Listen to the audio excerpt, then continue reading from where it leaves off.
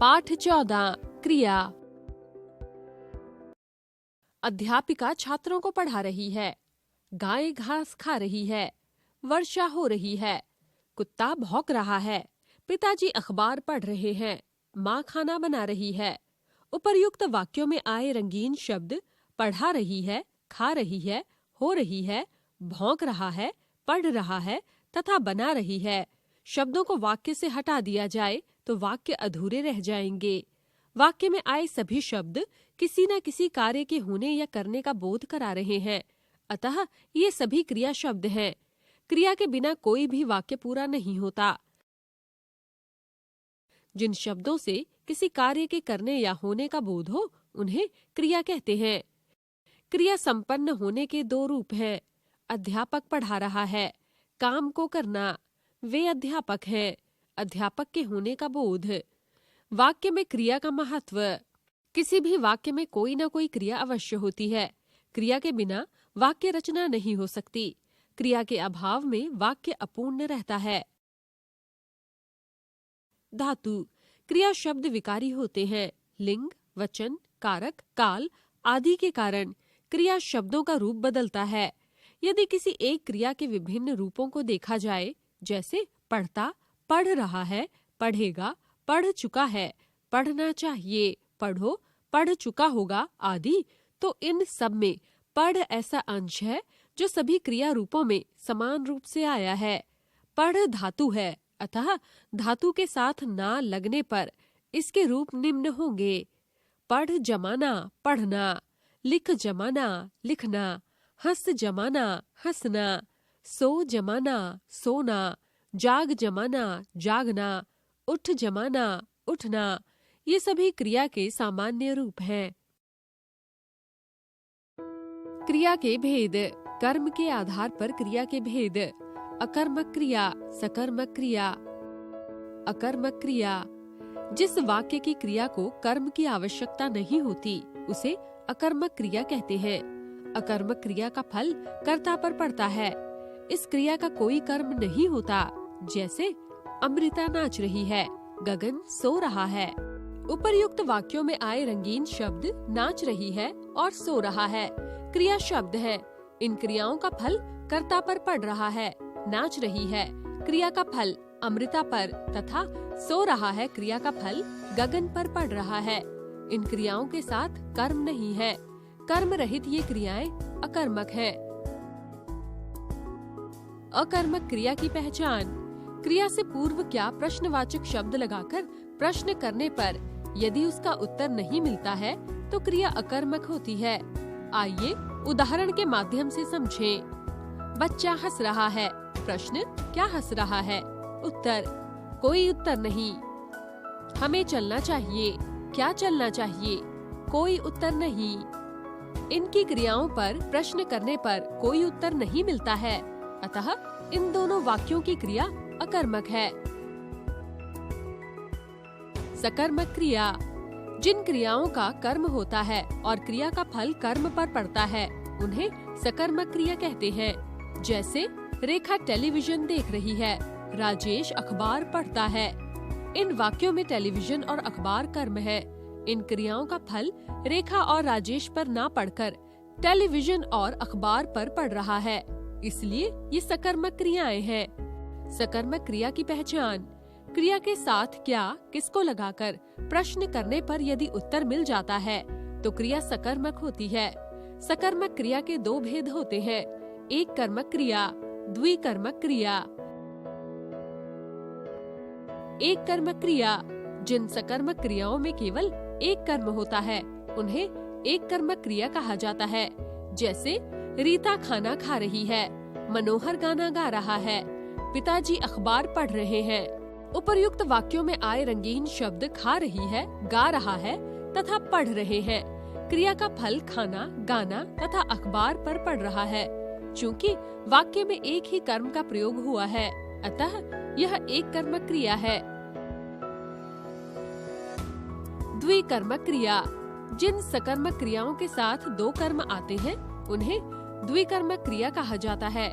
जैसे राकेश ने नेहा को पुस्तक दी, अध्यापक ने बच्चों को पाठ पढ़ाया, प्रणव ने आकृति को पत्र लिखा। उपर्युक्त वाक्यों में दो कर्म हैं।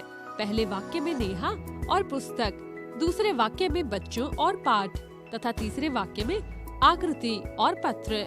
अतः इन वाक्यों की क्रियाएं द्विकर्मक हैं। द्विकर्मक क्रियाओं की पहचान के लिए क्रिया के साथ क्या और किसे या किसको दोनों प्रश्न कीजिए। क्या के उत्तर में प्राप्त कार्य को मुख्य कर्म और किसे या किसको के उत्तर में प्राप्त कर्म गौण कर्म कहते हैं। रचना के आधार पर क्रिया के भेद। रचना के आधार पर क्रिया के निम्नलिखित भेद है: संयुक्त क्रिया, नाम धातु क्रिया, प्रेरणार्थक क्रिया, पूर्वकालिक क्रिया। संयुक्त क्रिया, जिन वाक्यों में एक से अधिक धातुओं से बने क्रियापदों का प्रयोग हुआ हो वे संयुक्त क्रिया कहलाती है। जैसे रेलगाड़ी चल पड़ी, घंटी बज गई। इन वाक्य में एक से अधिक क्रियाएं हैं। चल और पड़ी, बज और गई। ये दो क्रियाएं एक ही वाक्य में आकर एक ही कार्य को पूर्ण कर रही हैं। अतः ये संयुक्त क्रियाएं हैं। जिन वाक्यों में संयुक्त क्रियाएं होती हैं, उनमें पहली क्रिया मुख्य क्रिया होती है। शेष क्रियाएं मुख्य क्रिया की सहायक होती हैं। मुख्य क्रिया के साथ आने वाली क्रियाएं रंजक क्रियाएं कहलाती हैं। नाम धातु क्रिया, संज्ञा, सर्वनाम, विशेषण तथा अनुकरणवाची आदि शब्दों से बनने वाली क्रियाएं नाम धातु क्रियाएं कहलाती हैं। संज्ञा से बनी नाम धातु क्रियाएं। संज्ञा नाम धातु क्रिया: लालच, ललचाना, लाज, लजाना, हाथ, हथियाना, फिल्म, फिल्माना, लोभ, लुभाना, दुख, दुखाना, बात, बतियाना, जूता, जुतियाना, गांठ, गठियाना, झूठ, झुठलाना।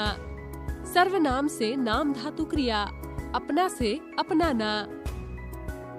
विशेषण से बनी नाम धातु क्रियाएं। विशेषण नाम धातु क्रिया: तोतला, तुतलाना, नरम, नरमाना, चिकना, चिकनाना, सूखा, सुखाना, गरम, गरमाना, साठ, सठियाना, लंगड़ा, लंगड़ाना, गहरा, गहराना।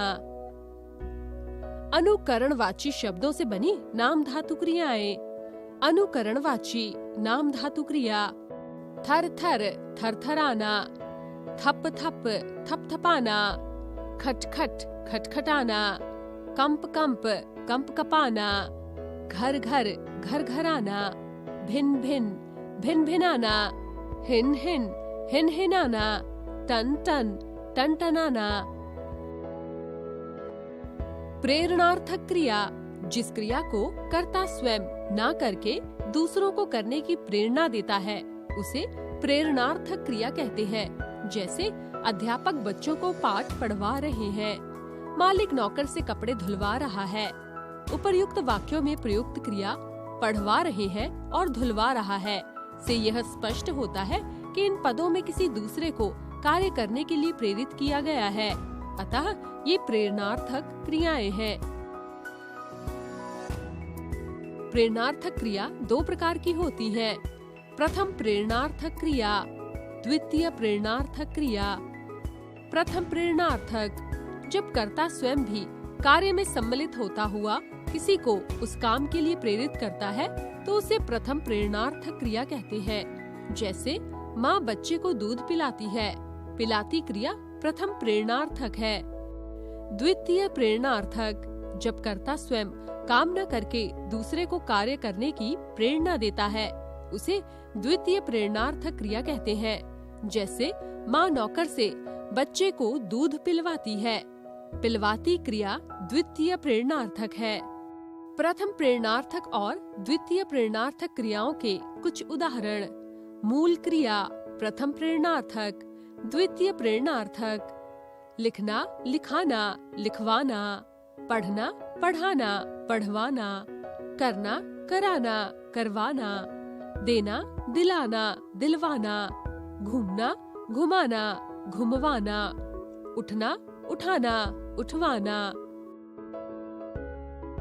पूर्वकालिक क्रिया, किसी वाक्य में पूर्ण क्रिया से पहले होने वाली क्रिया को पूर्वकालिक क्रिया कहते हैं। जैसे वह नहाकर खाना खाएगा, वह पढ़कर खेलने जाएगा। उपर्युक्त वाक्यों में खाएगा तथा जाएगा क्रियाएं मुख्य क्रियाएं हैं और नहाकर तथा पढ़कर क्रियाएं इन क्रियाओं के पहले हुई हैं। अतः नहाकर तथा पढ़कर क्रियाएं पूर्वकालिक क्रियाएं हैं। पूर्वकालिक क्रिया बनाने के लिए धातु के आगे कर लगाते हैं, जैसे पढ़ पढ़कर, सो सोकर, खा खाकर, दौड़ दौड़कर। हमने सीखा जिन शब्दों से किसी कार्य के करने या होने का बोध हो उन्हें क्रिया कहते हैं। क्रिया के मूल रूप को धातु कहते हैं। क्रिया के कर्म के आधार पर दो भेद हैं, सकर्मक क्रिया, अकर्मक क्रिया। रचना के आधार पर क्रिया के चार भेद हैं, संयुक्त क्रिया, नाम धातु क्रिया, प्रेरणार्थक क्रिया व पूर्णकालिक क्रिया।